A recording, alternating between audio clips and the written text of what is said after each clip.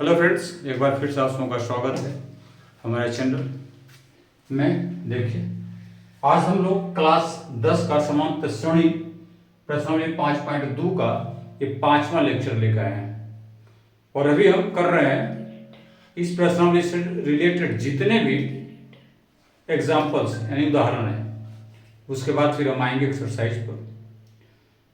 तो कल तक हमने देखा था उदाहरण नंबर 5 तक का सवाल। अगर आप वीडियो देखे होंगे तो देख लीजिएगा, नहीं देखे तो देख लीजिएगा, देख लिए तो पता ही है।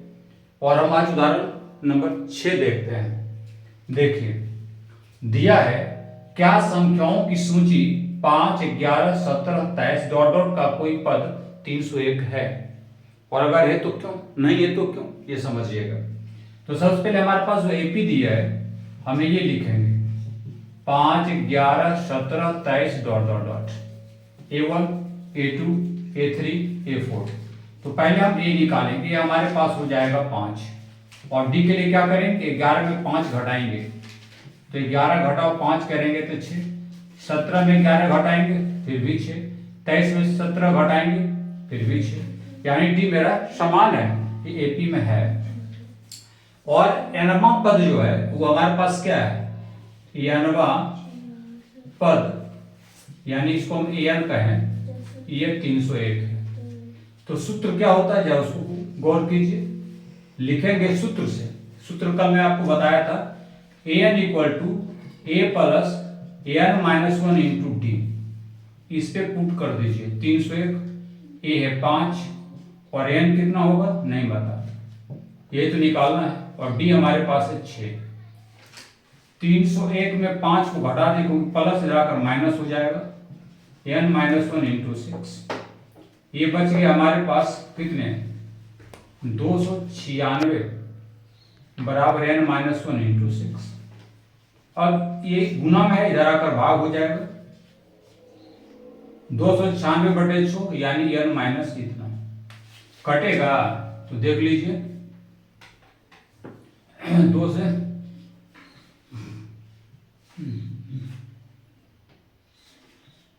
इतना, ठीक है। आगे देख लीजिएगा 148 बटे 3 बराबर n माइनस 1। 148 में एक को प्लस कर दीजिए, n बचा, और इसलिए 151 बटे 3 बराबर है n जो है, परंतु n एक धनात्मक पूर्णांक होना चाहिए था।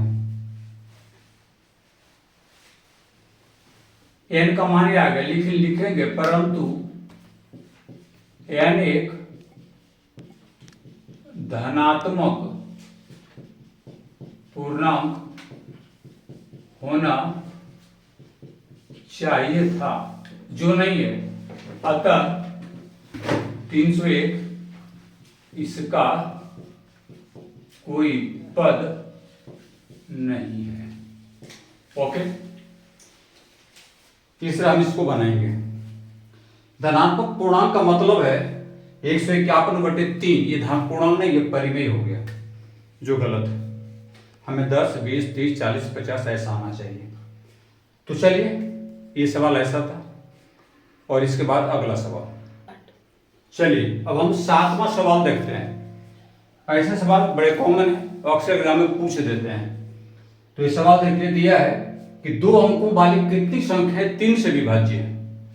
अब आप गौर कीजिए, 3 के पहाड़े को पढ़िए, सिर्फ 2 अंक का लेना है। अब स्टार्ट कहाँ से होगा, 3 का 3, 3 दूनी 6, 3 तिया 9, 3 चौक 12, यानी सूची में हम 12 से स्टार्ट करेंगे। 3 पचे 15, 3 छक 18, 3 सत्ते 21, डॉट डॉट करते जाएंगे। कहाँ तक जाएंगे 99 तक जाएंगे। 99 में 3 से कट जाएगा, सो हो जाएगा 3 अंक का। तो ये सूची हमारा बन जाएगा। क्या बन जाएगा, सूची बन जाएगा। और इसके जरिए आप निकालिए, तो इससे हमें ए मिल गया 12, और डी तो पता है 15 घटाओ 12 करेंगे, तो 15 घटाओ 12 अगर करते हैं तो बनता है 3, सभी 3 का डिफरेंस है। और n जो है एनवा पद है 99, अंतिम वाला जो पद है वो है 99। सूत्र क्या करता है, उसका एन ज्ञात कर लीजिए। सूत्र से n equal to a plus n minus one into d. N हमारे पास है 99 और ए है 12 प्लस एन कुछ नहीं और डी हो जाएगा हमारा 3। 99 में 12 को घटा दीजिए, एन माइनस वन इंटू 3। 99 को 12 से दे 87, एन माइनस वन इंटू 3। 87 में 3 से भाग दीजिए क्योंकि गुना है, बच गया ये, कटेगा 29 आएगा एन माइनस, इसलिए एन इक्वल टू 29 प्लस 1 बराबर 30। कहने का मतलब कितनी 2 अंकों वाली 30 ऐसी संख्या है जो 3 से कटेगी। ओके, समझ में आई बात। 2 अंकों वाली 3 संख्या 3 से विभाज्य है, तो आपको देखना है कि 2 अंक का होता स्टार्ट कहां से, 10 से। 10 कटेगा नहीं, 11 कटेगा नहीं, 3 चौक 12, 12 से स्टार्ट होगा, 12, 15, 18, 21 और डॉट डॉट लास्ट कहां तक जाएंगे, 99 भी कट जाता है, 33 या 99, 100 फिर 3 अंक का होता है, रुक जाएंगे। 1 से 12 से लेकर 99 तक जो संख्या अंतराल पर आ रही है, डिफरेंट अंतराल हम सार्वभौमतल कहते हैं, 3 के अंतराल पर आ रही है क्योंकि इस विभाज्य है। इस आधार पे हमें ए, डी और एन मिलता है। सूत्र ही लगाते हैं, यानी हमारा जो पद होता है समांतर श्रेणी का, उस पर लगाकर हम एन निकालते हैं, यानी 2 अंकों वाली 30 ऐसी संख्या है जो 3 से विभाज्य है। समझ में आ गया होगा। चलिए बढ़ते हैं आगे। चलिए उदाहरण नंबर 8 की तरफ चलते हैं। एक एपी दिया हुआ है और ये हमारे पास क्या है वो देखिएगा। एपी दिया है 10, 7, 4 डॉट डॉट डॉट माइनस 62, ये माइनस में है। सबसे पहले हम जो करते वही करेंगे, चूंकि ए बराबर होगा 10, पहला पद है, डी निकालेंगे, 7 में 10 घटाएंगे, अगला में पिछला घटाते हैं, -3, और लास्ट पद हम इसको एल भी लेंगे चलेगा, दोनों कहा जाता है। अंतिम पद कोई एल का है या एल का है, चलिए कोई बात नहीं। सूत्र लगाते हैं पहले। सूत्र क्या होता है, n equal to a plus n minus one into d. N हमारे पास है -62, ए हो गया 10 प्लस एन माइनस वन और डी हो गया -3। देखिए सॉल्व करते हैं, -12 से इधर आएगा तो -10, बच गया एन माइनस वन ब्रैकेट -3, ये आएंगे -72, जोड़ देंगे, सेम साइन है तो जुटेगा, सिंबल वही रहेगा, एन माइनस वन और इंटू -3, और -72 में बाई 9 3 करेंगे, एन माइनस वन, 3 से कटेगा ये 24 और ये 24 बराबर एन माइनस वन, और इसलिए एन इक्वल टू 24 प्लस 1 बराबर 25। कहने का मतलब क्या हुआ, किस एपी में कुल 25 पद है। कितने पद हैं, 25, यानी एपी में कुल 25 पद हैं। ओके हो गया। अब जो सवाल देता है जैसे उस पर गौर करेंगे। का अंतिम पद से प्रथम पद की ओर 11वां पद इधर से निकालिए, यहां से स्टार्ट कीजिए, तो आप -62 फिर इधर आएगा, जो आ जाए -59, ऐसे से इधर इस तरफ की तरफ। और अब आपको क्या निकालना है, क्या होगा, 14वां पद क्यों नहीं होगा, ये समझिएगा। कहने का मतलब है अंतिम से लेना है तो कैसे बनाएं, इस बात को समझिए, ठीक है। तो अगर हम ये इधर से देखें तो ये थोड़ा सा अपने आप में एक बेहतर हिसाब है, इसके कंसेप्ट को आपको समझना पड़ेगा, ठीक ना। अगर आप कहेंगे 11वां पद एपी का 15वां पद होगा, मानते इस बात को, होगा, क्यों नहीं होगा, 14वां पद क्यों नहीं होगा, 15वें क्यों होगा, आपको इसकी पुष्टि करके हम बताते हैं। चलिए तो अभी मैं आपको बताया कि इस एपी का में कुल कितने पद हैं, 25। तो अगर इधर से हम काउंट करेंगे तो 15वां पद होगा अंतिम से, 11वां पद जो है 15वां पद होगा, नहीं हो तो आप लिख कर चेक कर लीजिएगा, देखिएगा। और इसलिए हम क्या करेंगे, ये 15 जब निकालेंगे तो आपको मैं बताया था इतना a प्लस 14d क्या हो जाएगा, ये देखिए a की जगह पर रखिए 10, 14 और गुने -3 तो 10 प्लस -42 -32, यही हमारा 11वां पद। ठीक है, 11वां पद कितना है 32। इधर से काउंट करेंगे ऐसे, तो जहां 15वां इधर से 15वां पद होगा लेकिन इधर से 11वां पद होगा, ध्यान दीजिएगा। तो वही हमारा आंसर है, यानी कि 11वां पद मेरा -32। बहुत उम्दा कोटि का सवाल है, समझिएगा और किंतु परंतु होने पर जरूर बताइएगा। चलिए अगले सवाल की तरफ चलते हैं। चलिए उदाहरण नंबर 9, थोड़ा बड़ा प्रश्न है, मैं लिखा नहीं हूं, मैं पढ़ के इसको बनाऊंगा। कहता है कि 1000 रुपये की धनराशि 8% वार्षिक ब्याज पर निवेश की जाती है। ओके, प्रत्येक वर्ष के अंत में ब्याज प्रकलित होता है। क्या ये ब्याज एक एपी बनाते हैं? सवाल यहीं पर रुकिए। सबसे पहले इस बात को आप समझिए कि अगर आप साधारण ब्याज का फॉर्मूला जानते होंगे तो पहले उसको समझिए, जिसको सिंपल इंटरेस्ट कहा जाता है। और इसमें हम लोग क्या लिखते हैं, मूलधन गुने समय गुने दर अपॉन 100, यानी शॉर्ट में कहें P गुने R गुने T/100। ये फार्मूला है साधारण ब्याज निकालने का। अब प्रश्न में देखिए कि आपको प्रश्न दिया क्या है। प्रश्न में दिया मूलधन कितना है भाई, 1000। चलिए अच्छी बात है। समय कितना है, हर एक साल यानी 1 वर्ष।